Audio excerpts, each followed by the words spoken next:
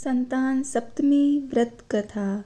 संतान सप्तमी व्रत संतान सुख प्रदान करने वाला व्रत है। इस व्रत से संतान को आरोग्य और दीर्घायु की प्राप्ति होती है। भगवान श्री कृष्ण ने एक बार पांडुपुत्र युधिष्ठिर को भाद्र मास की शुक्ल पक्ष की सप्तमी तिथि के महत्व को बताते हुए कहा था कि इस दिन व्रत करके सूर्य देव और लक्ष्मी नारायण की पूजा करने से संतान की प्राप्ति होती है। भगवान ने बताया कि इनकी माता देवकी के पुत्रों को कंस जन्म लेते ही मार देता था। लोमस ऋषि ने माता देवकी को तब संतान प्राप्ति व्रत के बारे में बताया। माता ने इस व्रत को रखा और लोमस ऋषि के बताए विधान के अनुसार माता ने इस व्रत के नियम का पालन किया। इससे मेरा जन्म हुआ और मैंने कंस के अत्याचार से धरती को मुक्ति दिलाई। संतान सप्तमी व्रत कथा में राजा नहुष की पत्नी की भी कथा प्रसिद्ध है। एक समय अयोध्या में बड़े प्रतापी नहुष नामक राजा राज किया करते थे। राजा की पत्नी का नाम चंद्रमुखी था, जिनकी एक प्रिय सहेली थी रूपमती।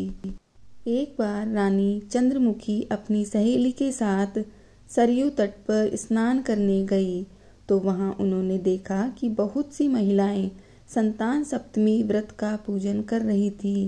रानी अपनी सहेली के साथ वहां बैठकर संतान सप्तमी व्रत पूजन देखने लगी। तब उन्होंने भी निश्चय किया कि संतान प्राप्ति के लिए वह भी इस व्रत को रखा करेगी, लेकिन समय अंतराल में वह भूल गई। समय का चक्र चलता रहा और रानी और उनकी सहेली देह त्याग कर परलोक चली गई। फिर इनका पशु समेत अनेक योनियों में जन्म हुआ और फिर उन्होंने अपने कर्म फल से मनुष्य शरीर प्राप्त किया। रानी चंद्रमुखी ईश्वरी नामक राजकन्या हुई और उनकी सहेली रूपमती ब्राह्मण की कन्या हुई। इस जन्म में रूपमती को अपने पूर्व जन्म की सभी बातें याद थी।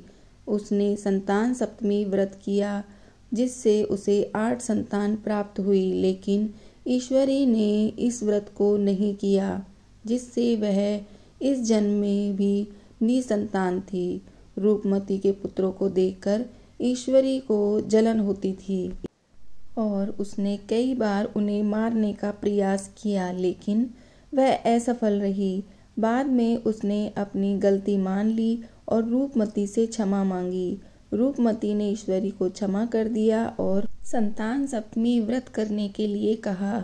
इस व्रत से ईश्वरी को भी संतान सुख की प्राप्ति हुई। जय श्री कृष्ण।